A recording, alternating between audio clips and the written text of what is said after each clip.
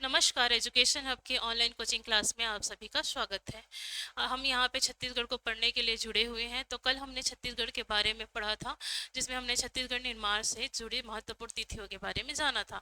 इसका शुरुआत हम 1861 से करते हैं। 1861 से जो मध्य प्रांत का गठन हुआ था वहाँ से हमने स्टार्ट किया। उसके बाद 1947 में जब छत्तीसगढ़ जो है मध्य प्रांत और बरार का हिस्सा हुआ, उसके बाद 1956 में हमने देखा कि मध्य प्रदेश के साथ ये राज्य के रूप में शामिल हो गया। उसके बाद हमने देखा कि 1998 में शासकीय संकल्प प्रस्तुत किया गया। इस बीच में बहुत सारी समितियों का निर्माण किया गया था, जिसमें खूबचंद बघेल जी थे, शंकर गुआ नियोगी थे, पवन दीवान थे, जिन्होंने अलग अलग समितियों की स्थापना की थी।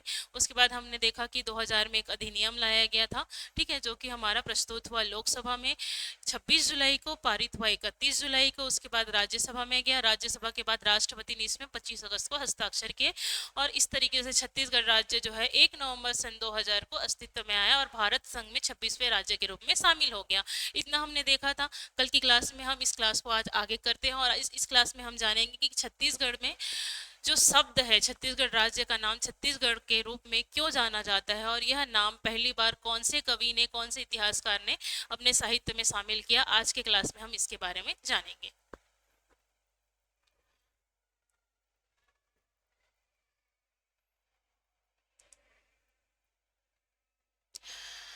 तो छत्तीसगढ़ का नाम छत्तीसगढ़ प्रारंभ से ही नहीं था।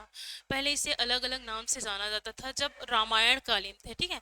जब ये सतयुग था, द्वापर युग था, त्रेता युग था, तो उस समय से हम बात करें तो जब रामायण काल था, जब राम जी का काल था, तो उस समय दो कौशल थे। एक था उत्तर कौशल, एक था दक्षिण कौशल। उत्तर कौशल में आता है अयोध्या, दक्षिण कौशल में आता है छत्तीसगढ़। तो रामायण काल में छत्तीसगढ़ को किस नाम से जाना जाता था? तो रामायण काल में छत्तीसगढ़ को उस समय दक्षिण कौशल के नाम से जाना जाता था, ठीक है। तो ये हमारा जो नाम देखते हैं, तो हमारे उस समय दक्षिण कौशल के नाम से जाना जाता था। फिर महाभारत काल आया, महाभारत काल में कौशल के नाम से जाना गया। उसके बाद जब हमारा जो आगे बढ़ते गए, तो हमारा जब अलग अलग ऐतिहासिक क्रम आया गया, उस समय कौशल, प्राग कौशल के नाम से छत्तीसगढ़ को जाना जाता था। तो अगर पूछा जाए कि रामायण काल में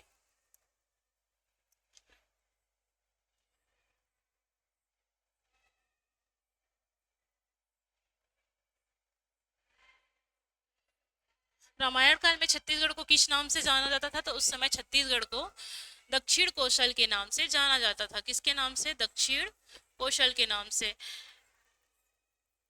14 वर्ष के वनवास में राम जी ने कुछ वर्ष यहाँ व्यतीत किए हैं, तो उस समय छत्तीसगढ़ को किस नाम से जाना जाता था? दक्षिण कौशल। उसके बाद आया महाभारत काल। महाभारत काल में छत्तीसगढ़ को किस नाम से जाना जाता है?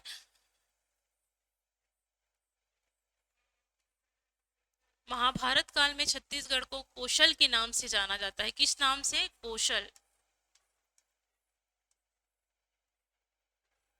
इसके बाद आता है पांडुवंश।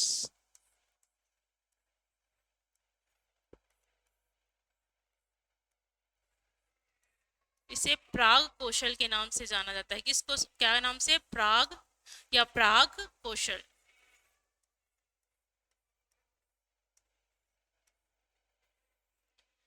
जब 16 जनपदों के नाम जानते हैं या पढ़ते हैं इतिहास में, भारत के इतिहास में से, तो उसमें से एक जो है जनपद आता है कौशल करके, ठीक है। कौशल क्षेत्र जो है उत्तर में, उत्तर प्रदेश में अयोध्या, उत्तर कौशल और दक्षिण कौशल में छत्तीसगढ़ के रूप में हम देखने को, हमें इतिहास में देखने को मिलता है जब हम भारत का इतिहास पढ़ते हैं। तो इस तरीके से रामायण काल में दक्षिण कौशल, महाभारत काल में कौशल, और पांडुवंश या और इतिहास में और वंशों के काल में इसे प्राग कौशल के नाम से जाना जाता है, ठीक है। तो हम देखते हैं एक इतिहासकार हुए जिसे वेगलर कहा जाता है। एक इतिहासकार है जिसका नाम क्या है? वेगलर, ठीक है। तो जो वेगलर करके इतिहासकार हैं, उन्होंने बताया कि छत्तीसगढ़ का नाम छत्तीसगढ़ क्यों पड़ा। तो जब इतिहास में हम लोग देखते हैं, तो एक राक्षस थे जिसका नाम था जरासंध, ठीक है।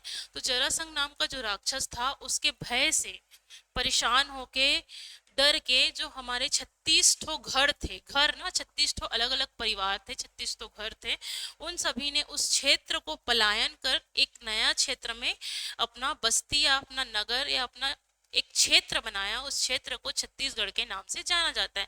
तो एक क्वेश्चन आता है कि वेगलर के अनुसार से छत्तीसगढ़ का नाम छत्तीसगढ़ क्यों पड़ा? तो इसमें 36 ठो घर थे, वो 36 ठो घर जो है जरासंध नामक राक्षस के डर के, उसके भय के कारण वहां से पलायन करके एक नए भूभाग में अपना जीवन यापन करने के लिए आए, तो इसलिए उस जगह का नाम छत्तीसगढ़ पड़ गया।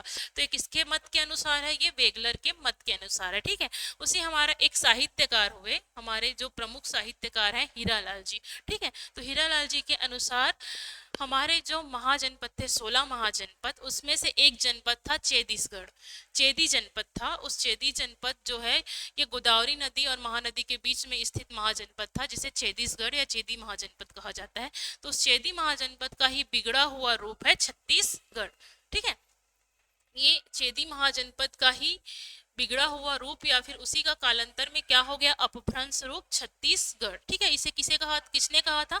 हीरालाल जी ने कहा था, ठीक है। उसके बाद जो है हमारा एक इतिहासकार हुए, अंग्रेजी इतिहासकार हुए, ठीक है, जिसे क्या कहा जाता है? जिस्म कहा जाता है, ठीक है, ठीक है। उनके अनुसार क्या कहा गया? हमारे जो कलचुरी काल थे, ठीक है, छत्तीसगढ़ के इतिहास में हम पढ़ते हैं कलचुरी काल, ठीक है। तो जो कलचुरी काल हुए उस समय हमारे राजा थे कौन? कल्याण साय, ठीक है। कौन से राजा थे? कल्याण साय जी, ठीक है।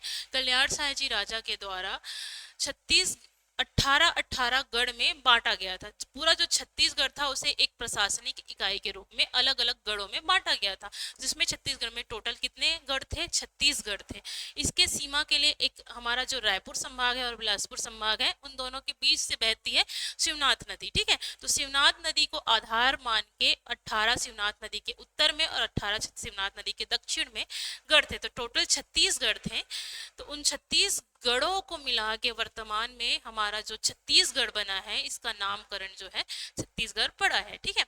तो हमारा जो आधुनिक और सबसे क्या बोलना चाहिए ठोस रूप से यदि हमारा जो इतिहासकार है वो जिस्म कहते हैं कि छत्तीसगढ़ जो है कल्याण साय के द्वारा निर्मित 18 गढ़ों को मिला के छत्तीसगढ़ के आधार पे छत्तीसगढ़ पड़ा है, ठीक है। इसीलिए अभी जो वर्तमान में सरकार आ रही है, जो भूपेश बघेल जी थे, उनके द्वारा हमारा जो 36 गढ़ों के आधार पे 36 जिला बनाने का योजना था, अभी हमारा 33 जिला ही है। धीरे धीरे अगर और भविष्य में ऐसा होगा या फिर देखने को मिलेगा कि हमारे पास 36 जिले होंगे, ठीक है।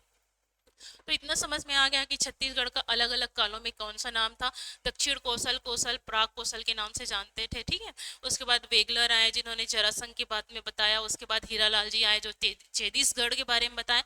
उसके बाद जिस्म आए जिन्होंने कल्याण साय के बारे में बताया। और यही सत्य है, यही मतलब बोलने के लिए ठोस प्रमाण है कि कल्याण साय जी के द्वारा, जो कि कलचुरी काल के एक राजा थे, इनके द्वारा 18 गढ़ों में विभाजित किया गया था। 18 गढ़ उत्तर में थे जो बिलासपुर संभाग में आते थे, 18 गढ़ दक्षिण में थे जो रायपुर संभाग में आते थे, और बीच में शिवनाथ नदी बहती थी, ठीक है। इतना समझ में आ गया। उसके बाद हम देखते हैं कि छत्तीसगढ़ शब्द का प्रयोग सर्वप्रथम किनके द्वारा किया गया था, ठीक है। तो छत्तीसगढ़ शब्द का प्रयोग सबसे पहले कौन से कवि थे जिन्होंने किया था? तो खैरागढ़ रियासत, ठीक है, जो अभी खैरागढ़ जो पृथक जिला बन चुका है, उनके रियासत थे लक्ष्मी निधि। कौन थे उस रियासत के राजा? थे लक्ष्मी निधि रायकर्ण जी। उसके कवि थे दलराम राव। कौन थे? दलराम राव, ठीक है। ये क्वेश्चन आया हुआ है। दलराम सबसे पहले साहित्यिक रूप से छत्तीसगढ़ भाषा, छत्तीसगढ़ी शब्द का प्रयोग या फिर छत्तीसगढ़ राज्य का प्रस्तुत कौन से कवि ने किया था? तो वो थे दलराम राव, जो कहाँ के थे? खैरागढ़ रियासत राजा के कवि थे, दरबारी कवि थे दलराम राव जी। उनके द्वारा छत्तीसगढ़ के अपने साहित्य में छत्तीसगढ़ शब्द का सर्वप्रथम प्रयोग किया था, ठीक है। उसके बाद आते हैं गोपाल मिश्र जी, जो कलचुरी कालीन कवि थे। गोपाल मिश्र जी ने अपने साहित्य में जो है ये राज सिंह के दरबार में थे, ठीक है।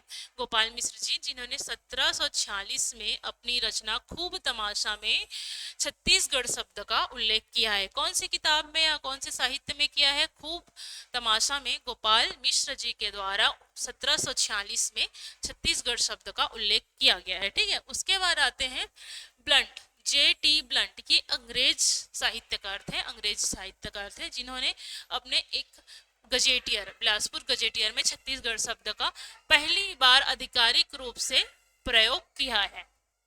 तो ये सन याद रखिएगा, और एक ये जो साहित्यकार थे या फिर इतिहासकार थे इनका नाम याद रखिएगा। 1795 में ब्लंड के द्वारा बिलासपुर गजेटियर में पहली बार आधिकारिक रूप से छत्तीसगढ़ का उल्लेख किया गया है। इतना तक समझ में आ गया। उसके बाद देखते हैं बाबू रेवा राव। कौन है बाबू रेवा राव? ये भी एक, ये मराठा कालीन थे। कौन थे? मराठा कालीन साहित्यकार थे, इतिहासकार थे। तो इन्होंने, बाबू रेवा राम जी ने आधुनिक इतिहासकार के रूप में 1896 में छत्तीसगढ़ी शब्द का प्रयोग किया है। ठीक है, तो इतना समझ में आया। हमने देखा कि प्राचीन काल में छत्तीसगढ़ को क्या कहते थे, अलग अलग कवि, अलग अलग इतिहासकारों द्वारा कैसे कैसे नाम रखा गया।